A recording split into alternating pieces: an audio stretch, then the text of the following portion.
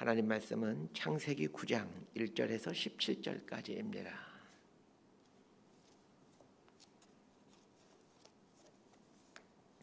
창세기 9장 1절에서 17절까지 말씀입니다. 번갈아 가면서 읽도록 합니다. 제가 먼저 읽겠습니다. 하나님이 노아와 그 아들들에게 복을 주시며 그들에게 이르시되 생육하고 번성하여 땅에 충만하라. 땅의 모든 짐승과 공중의 모든 새와 땅에 기는 모든 것과 바다의 모든 물고기가 너희를 두려워하며 너희를 무서워하리니 이것들은 너희의 손에 붙였음이니라. 모든 산 동물은 너희의 먹을 것이 될지라. 채소같이 내가 이것을 다 너희에게 주노라. 그러나 고기를 그 생명되는 빛에 먹지 말 것이니라. 내가 반드시 너희의 피 곧 너희의 생명의 피를 찾으리니 짐승이면 그 짐승에게서 사람이나 사람의 형제면 그에게서 그의 생명을 찾으리라. 다른 사람의 피를 흘리면 그 사람의 피도 흘릴 것이니 이는 하나님이 자기 형상대로 사람을 지으셨음이니라. 너희는 생육하고 번성하며 땅에 가득하여 그 중에서 번성하라 하셨더라. 하나님이 노아와 그와 함께한 아들들에게 말씀하여 이르시되 내가 내 언약을 너희와 너희 후손과 너희와 함께한 모든 생물 곧 너희와 함께한 새와 가축과 땅의 모든 생물에게 세우리니 방주에서 나온 모든 것 곧 땅의 모든 짐승에게니라. 내가 너희와 언약을 세우리니 다시는 모든 생물을 홍수로 멸하지 아니할 것이라. 땅을 멸할 홍수가 다시 있지 아니하리라. 하나님이 이르시되 내가 나와 너희와 및 너희와 함께하는 모든 생물 사이에 대대로 영원히 세우는 언약의 증거는 이것이니라. 내가 내 무지개를 구름 속에 두었나니 이것이 나와 세상 사이의 언약의 증거니라. 내가 구름으로 땅을 덮을 때에 무지개가 구름 속에 나타나면 내가 나와 너희와 민족체를 가진 모든 생물 사이에 내 언약을 기억하리니 다시는 물이 모든 육체를 멸하는 홍수가 되지 아니할지니라. 무지개가 구름 사이에 있으리니 내가 보고 나 하나님과 모든 육체를 가진 땅의 모든 생물 사이에 영원한 언약을 기억하리라. 17절 함께 읽습니다. 하나님이 노아에게 또 이르시되 내가 나와 땅에 있는 모든 생물 사이에 세운 언약의 증거가 이것이라 하셨더라. 아멘. 노아의 가족이 방주 안에 서 있었던 기간은 약 1년 정도입니다. 40일 동안 홍수가 내리고 그 후에 물이 점점 빠지죠. 그러다가 1년이 지나서 이제 물이 다 빠지고 묻이 드러나서 노아의 가족은 밖으로 나올 수 있게 됩니다. 그 물이 빠져나갈 때 노아는 까마귀를 먼저 내보내죠. 물이 얼마만큼 빠져가고 있는지를 알아보기 위해서였습니다. 그러나 까마귀는 자신에게 부여된 사명을 완수하지 못하죠. 까마귀는 사람의 시체나 동물의 사체를 먹이로 삼고 살아가는 동물입니다. 물이 빠져갈 때 땅에 가득한 그 시체와 사체를 보고 거기에 마음을 두었기 때문입니다. 썩어가는 것에 마음을 두면 하나님께서 부여하신 사명을 망각하게 됩니다. 모든 인생은 하나님으로부터 사명을 받고 이 땅에 태어났습니다. 사명이 없는 인생은 한 명도 없습니다. 사명을 망각하고 썩어져가는 것에 마음을 두고 살아가면 하나님께 쓰임받지 못하는 인생이 됩니다. 까마귀는 선택을 받았습니다. 그러나 쓰임받지는 못합니다. 선택을 받았지만 쓰임받지 못할 수 있다는 것을 기억하셔야 됩니다. 그리스도인이 됐다는 것은 하나님으로부터 선택받았다는 뜻이죠. 그러나 선택해서 부르시는 하나님의 부르심에 순종하지 못하면 쓰임받지를 못합니다. 반면에 비둘기는 처음에는 선택을 받지 못합니다. 그러나 비둘기는 선택된 이후에 자신에게 부여된 사명을 붙들고 그 사명에 충실한 삶을 살아갑니다. 처음 된 자가 나중되고 나중된 자가 처음 되는 것입니다. 방주에서 노아가 나옵니다. 하나님은 노아에게 아담과 하와에게 주었던 명령을 주십니다. 생육하고 번성하라라는 명령입니다. 생육하고 번성하라는 것은 우리 다시 시작하자.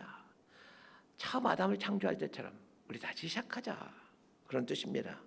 노아가 방주에서 나올 때 이 땅은 죽음의 냄새로 가득했습니다. 동물들의 사체와 사람의 시체가 썩어가는 냄새로 이 땅은 가득했을 겁니다. 그러나 하나님은 그 절망의 상황에서 생육하고 번성하라. 우리 다시 시작하자 말씀을 하십니다. 하나님은 절망의 자리에서 다시 시작하자 말씀하십니다. 우리들에게 다시 시작하자라는 이 하나님의 음성이 들려줄 수 있게 되기를 바랍니다. 다시 시작하자라는 이 하나님의 음성만 들을 수 있다면 우리 인생은 독수리처럼 비상할 수 있습니다. 우리 어제 본문, 우리 주일 본문인데 매일 성경 본문이죠. 8장 20절에서 22절까지 말씀을 우리 먼저 좀 보고 오늘 본문으로 가겠습니다. 창세기 8장 20절부터 22절까지입니다. 시작. 노아가 여호와께 제단을 쌓고 모든 정결한 짐승과 모든 정결한 새 중에서 제물을 취하여 번제로 제단에 드렸더니 여호와께서 그 향기를 받으시고 그 중심에 이르시되 내가 다시는 사람으로 말미암아 땅을 저주하지 아니하리니 이는 사람의 마음이 계획하는 바가 어려서부터 악함이라. 내가 전에 행한 것 같이 모든 생물을 다시 멸하지 아니하리니 땅이 있을 동안에는 심음과 거둠과 추위와 더위와 여름과 겨울과 낮과 밤이 쉬지 아니하리라. 방주에서 나온 노아 눈에 펼쳐진 것은 절망 바로 그 자체였습니다. 그럼 노아는 절망하지 않고 하나님께 예배를 드립니다. 어떤 절망의 순간에도 예배를 드릴 수 있게 되기를 바랍니다. 예배를 드리겠다라는 것은 상황을 보지 않고 하나님을 바라보겠다라는 결단입니다. 상황 속에 파묻혀 있을 때는 예배를 드리고 싶지 않습니다. 그러나 하나님을 바라보기 시작하면 예배를 드리고 싶은 마음이 생깁니다. 하나님을 바라보면 찬양이 나오고 기도가 나옵니다. 제단을 쌓겠다라는 것은 또 다른 의미가 있습니다. 절망을 끊고 희망을 선택하겠다라는 뜻입니다. 우리를 죽이는 것은 그 절망스러운 상황이 아닙니다. 절망하는 마음입니다. 절망하는 마음이 사람을 죽여가는 겁니다. 제단을 쌓겠다라는 것은 이 절망하는 마음을 선택하지 않고 하나님으로 말미암은 희망을 쌓아 올리겠다. 하나님으로 말미암은 희망을 선택하겠다는 뜻입니다. 노아가 방주에서 나온 뒤에 예배를 드리자 하나님께서 예배를 받으십니다. 그리고는 결단하십니다. 어떤 결단입니까? 내가 다시는 사람으로 말미암아 땅을 저주하지 않겠다라는 결단입니다. 우리가 드리는 예배가 하나님을 하여금 이런 결단을 내리게 합니다. 예배는 하나님을 하여금 새로운 일을 하도록 하십니다. 우리가 전심으로 하나님을 예배할 때 하나님은 새로운 일을 계획하시고 새로운 일을 실행하십니다. 우리가 일을 하게 되면 우리가 일하는 것이지만 우리가 예배하면 하나님께서 일하십니다. 자, 오늘 본문 9장 1절에서 7절까지 말씀 함께 보겠습니다. 시작. 하나님이 노아와 그 아들에게 복을 주시며 그들에게 이르시되 생육하고 번성하여 땅에 충만하라. 땅의 모든 짐승과 공중의 모든 새와 땅에 기는 모든 것과 바다의 모든 물고기가 너희를 두려워하며 너희를 무서워하리니 이것들은 너희의 손에 붙였음이니라. 모든 산 동물은 너희의 먹을 것이 될지라. 채소같이 내가 이것을 다 너희에게 주노라. 그러나 고기를 그 생명되는 피채 먹지 말 것이니라. 내가 반드시 너희의 피, 곧 너희의 생명의 피를 찾으리니 짐승이면 그 짐승에게서, 사람이나 사람의 형제면 그에게서 그의 생명을 찾으리라. 다른 사람의 피를 흘리면 그 사람의 피도 흘릴 것이니 이는 하나님이 자기 형상대로 사람을 지으셨음이니라. 너희는 생육하고 번성하며 땅에 가득하여 그 중에서 번성하라 하셨더라. 1절에 보니까 하나님께서 복을 주셨다 이렇게 나옵니다. 자, 그런데 하나님이 언제 복을 주십니까? 노아가 예배를 드리자 복을 주십니다. 우리는 이 복이라는 말을 참 좋아합니다. 복에 대해 정리를 할 필요가 있습니다. 복이라는 말은 여러 가지 의미가 있습니다. 이 복이라는 말은 바라크라는 단어인데 이 단어는 창대하다, 번영하다 이런 뜻도 갖고 있습니다. 창대하고 번성하는 것 분명 복이죠. 그러나 그것은 복의 결과이지 복 자체는 아닙니다. 복을 받으면 창대해지고 번성해지는 겁니다. 복은 이 바라크라는 단어인데 이 바라크의 가장 기본적인 뜻이 무릎 꿇다입니다. 하나님께 무릎 꿇는 게 복입니다. 무릎 꿇는다라는 말은 하나님을 예배한다라는 말입니다. 예배드리기 위해서 무릎 꿇는 인생이 복받은 인생입니다. 무릎 꿇는다라는 말을 깊이 묵상해 보면 중요한 사실을 알게 됩니다. 이 무릎 꿇는다라는 말은 가까이 있다라는 말입니다. 저 멀리 있는 사람에게 무릎 꿇지 않습니다. 무릎 꿇는다는 말은 하나님 바로 앞에 있다라는 얘기입니다. 하나님 앞에서 살아가는 것이 복입니다. 노아가 하나님 앞에 무릎 꿇자 하나님이 복을 주십니다. 어떤 복입니까? 얼핏 보면 생육하고 번성하는 복을 주신 것 같습니다. 그러나 생육하고 번성하는 복보다 더 중요한 복이 나옵니다. 이르시되의 복입니다. 1절을 잘 보십시오. 하나님이 노아와 그 아들에게 복을 주시며 그들에게 이르시되. 이르시되의 복은 무슨 복입니까?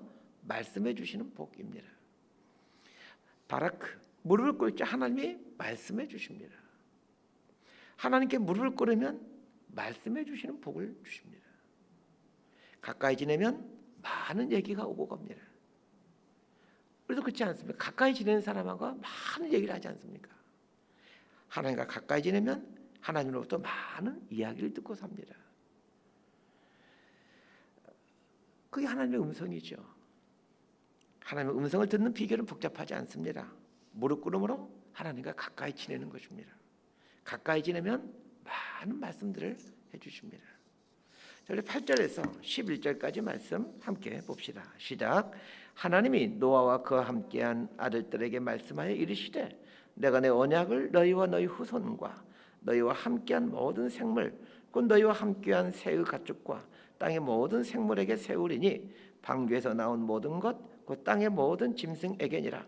내가 너희와 언약을 세우리니 다시는 모든 생물을 홍수로 멸하지 아니할 것이라. 땅을 멸할 홍수가 다시 있지 아니하리라. 오늘 본문에 보게 되면 8절에서 17절까지 보게 되면 이 중요한 단어가 반복해서 나오는 걸 보게 됩니다. 언약이라는 말입니다. 총 7번 이 언약이라는 단어가 나옵니다. 자, 그런데 하나님께서 왜 노아와 언약을 했을까요? 방주에서 나온 노아를 한번 생각해 보시길 바랍니다. 죽은 시체밖에 없는 그 사망의 땅을 보면서 그 심판의 무서움을 보았을 것입니다. 하나님이 한번 쓸어버리시면 살아남을 게 없다라는 것을 노아 가족은 지금 아주 뼈저리게 깨달았을 것입니다. 그런데 하나님께서 생육하고 번성하라 이런 복을 주시죠. 그러나 생육하고 번성하는 복을 주시면 뭐합니까? 또 홍수로 쓸어버리게 되면 모든 게 다 사라져버리는데요. 그래서 노아는 아마 불안했던 것 같습니다. 이 하나님은 다시는 홍수로 쓸어버리지 않겠다라고 언약을 주십니다. 이 언약이라는 말은 우리는 잘 언약이라는 말 쓰지 않고 계약이라는 말로 우리는 쓰죠. 언약과 계약은 같은 의미라고 보시면 됩니다. 이 언약, 계약은 쌍방간에 하는 겁니다. 그러나 하나님과 노아가 하는 이 계약을 잘 보십시오. 쌍방간에 하는 계약이 아닙니다. 하나님이 일방적으로 하는 계약입니다. 일방적으로 하는 계약은 대부분 불평등 계약입니다. 고대 사회에서는 힘센 나라와 힘이 약한 나라가 서로 계약을 맺죠. 힘센 나라가 힘 약한 나라를 너희들 침범하지 않고 내가 지켜줄게. 대신 힘 약한 너희들은 나에게 조공을 바치거나 충성을 맹세해. 이런 식으로 조공을 맺는 게 일반적인 모습입니다. 그런데 하나님과 노아가 맺은 이 계약을 잘 한번 보시길 바랍니다. 하나님의 강한 자로서 노아를 지켜주시고 홍수로 심판하지 않겠다. 하나님의 의무를 제시합니다. 그러면 약한 자인 노아 입장에서는 그에 맞는 조공을 바치거나 충성을 맹세하든지 이런 내용이 나오는 게 이 당시 계약의 일반적인 모습입니다.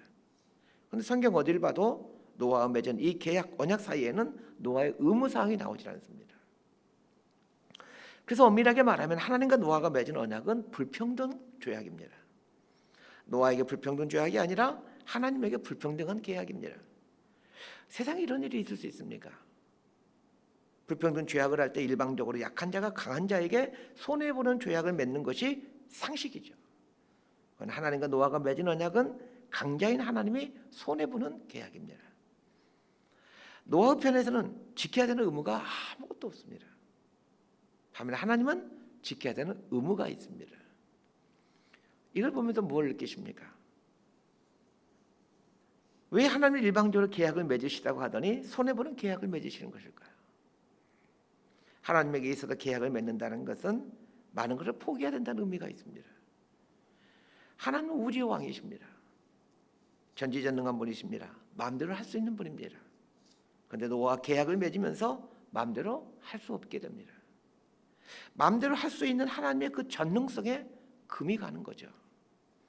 노아가 어떤 큰 죄를 짓더라도 인간들이 어떤 큰 죄를 짓더라도 하나님은 노아와 약속했기 때문에, 언약을 맺었기 때문에 홍수 심판을 하거나 인류를 싹쓸이할 심판을 할 수가 없습니다. 우주의 왕이신 하나님이 당신이 모든 것 만들어 놓으시고도 마음대로 할 수가 없다는 것입니다. 하나님이 이 계약 안에 구속당하게 되는 겁니다. 왜 하나님은 이렇게 손해보는 계약을 하시는 것일까요? 하나님 노아와 계약을 맺었기 때문에 무슨 일이 있더라도 최후의 심판 전까지는 노아와 홍수와 같은 전 인류를 상대로 한 심판을 할 수가 없습니다. 할 수 있는 능력이 없기 때문에 못하는 게 아니라 노아와 맺은 언약 때문에 안 하시는 것입니다. 능력이 없기 때문에 못하는 게 아니라 이 언약이 구속되기 때문에 그러는 겁니다. 하실 수 있으시면서 안 하는 분이 하나님이십니다. 하실 수 있으면서도 안 하는 것은 사랑 때문에 그러는 겁니다. 하나님은 인간을 심판할 수 있는 권한을 가지고 있는 분입니다. 그 권한을 스스로 제한시켜 가십니다. 하나님의 제한당하심으로 당신의 사랑을 보여주십니다. 하나님은 노아와 계약을 통해 당신의 사랑을 보여주기도 하지만 하나님의 사랑의 절정은 그 아들 예수 그리스도를 십자가에 죽이는 사건입니다. 노아와 맺은 언약을 보면서 이 노아 언약 너머에 있는 이 갈보리 언덕의 언약을 볼 수 있게 되길 바랍니다. 하나님은 그 아들 예수 그리스도를 십자가에 못 박힐 의무가 있는 게 아닙니다. 오히려 인간들이 잘못했으면 심판하실 권리가 있는 분이시죠. 그런데 인간들의 허락이나 동의 없이 일방적으로 하나님은 그 아들 예수를 죽이십니다. 노아의 언약에서도 모세의 율법에서도 그렇게 살인하지 말라고 신신당부하셨음에도 하나님은 당신보다 더 사랑하신 아들인 예수를 죽이십니다. 왜 하나님은 하지 않으셔도 될 일을 하시는 것일까요? 왜 하나님은 우리가 요청하지도 않았는데 자신의 권리를 제한시키는 것일까요? 왜 하나님은 우리가 요청하지도 않았는데 당신의 아들 죽이는 아픔을 경험하는 것일까요? 우리는 약자이고 그분은 강자인데 왜 강자답게 굴지 못하고 약자답게 자신을 낮추시고 손해보는 것일까요? 말씀 한마디로 천지를 창조하시던 전능하신 하나님이 뭐가 부족하셔서, 무엇이 아쉬워서 인간들 앞에 하나님의 권리를 포기하시는 것일까요? 사랑 때문에 그렇습니다. 우리를 향한 그 말할 수 없는 사랑 때문에 그러시는 겁니다. 사랑하면 권리를 제한합니다. 사랑하면 할 수 있는데도 하지 않게 됩니다. 여러분 정말로 하나님을 사랑하면 자신의 권리를 제한하게 됩니다. 하고 싶은 거 다 하면서 살지 않습니다. 하나님 믿으면서 자기 하고 싶은 거 다 하고 사는 사람은 아직 하나님의 사랑을 깨닫지 못한 사람입니다. 하나님의 사랑을 깨달으면 반드시 자신의 권리를 제한하게 됩니다. 하나님을 사랑하게 되면 나에게 주어진 시간이기에 마음대로 쓸 수 있지만 제한시키게 됩니다. 하나님을 사랑하게 되면 나에게 주어진 물질이지만 마음대로 쓸 수 있지만 제한시키게 됩니다. 하나님을 사랑하게 되면 자존심을 제한시키게 됩니다. 핵심은 하나님을 사랑하느냐 사랑하지 않느냐입니다. 하나님을 사랑하게 되면 자동적으로 물질과 시간과 자존심을 제한하게 되어 있습니다. 하나님의 언약에는 당신을 제한하시면서 사랑을 보여주신 하나님의 마음이 숨겨져 있습니다. 그러기에 그 언약은 반드시 지켜지는 언약입니다. 그래서 갈보리 십자가의 언약은 영원히 무효되지 않는 영원한 약속이 되는 겁니다. 누구든지 십자가에 달린 예수 그리스도를 믿는 자는 하나님의 자녀가 된다라는 이 영원한 언약입니다. 말씀 정리합니다. 오늘 두 가지를 기억했으면 합니다. 어떤 절망의 상황에서도 예배를 드리는 겁니다. 예배를 드림으로 절망의 단을 헐어버리고 하나님을 또 오는 희망의 단을 쌓아가는 것입니다. 고대시대 제단은 계단 형식으로 되어 있습니다. 예배를 드린다는 것은 하나님께 가까이 올라가는 계단을 쌓아간다는 말입니다. 하나님께 가까이 올라가는 계단을 쌓아가는 사람이 실패할 수 있겠습니까? 넘어질 수는 있지만 실패할 수는 없습니다. 예배를 드리는 것, 제단을 쌓는 것, 무릎을 꿇는 것이 복이라고 했습니다. 하나님께 무릎 꿇는 것이 복입니다. 하나님께 무릎 꿇으면 그분께서 말씀해 주십니다.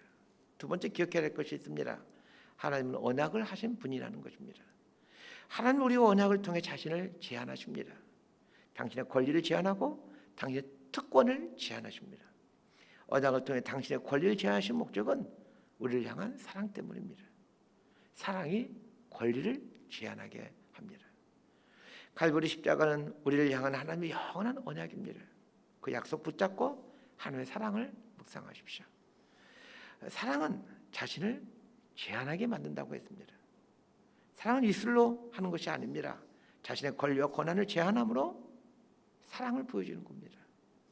내 삶에서 제한해야 할 것들이 무엇이 있습니까?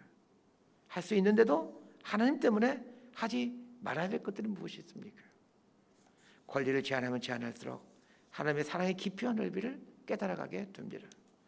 자신에게 있는 것들을 제한한 만큼 하나님의 사랑을 깊이 깨달아가게 되는 거죠. 삶으로 하나님의 사랑의 깊이와 넓이와 높이와 길을 체험해가는 저와 여러분 내 삶이 되기를 진심으로 소망하고 축복합니다. 기도하겠습니다. 하나님, 모든 상황에서 예배를 드리는 믿음을 주십시오.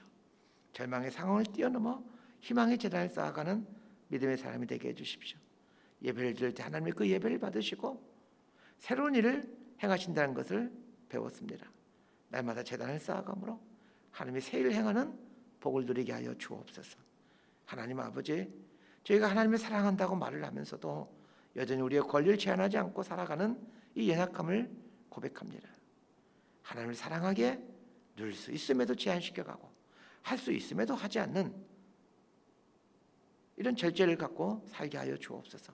그래 날마다의 삶 속에서 하나님의 사랑의 깊이와 넓이와 높이와 크기를 경험해가는 은혜를 허락하여 주옵소서. 예수님 이름으로 기도드리옵나이다. 아멘.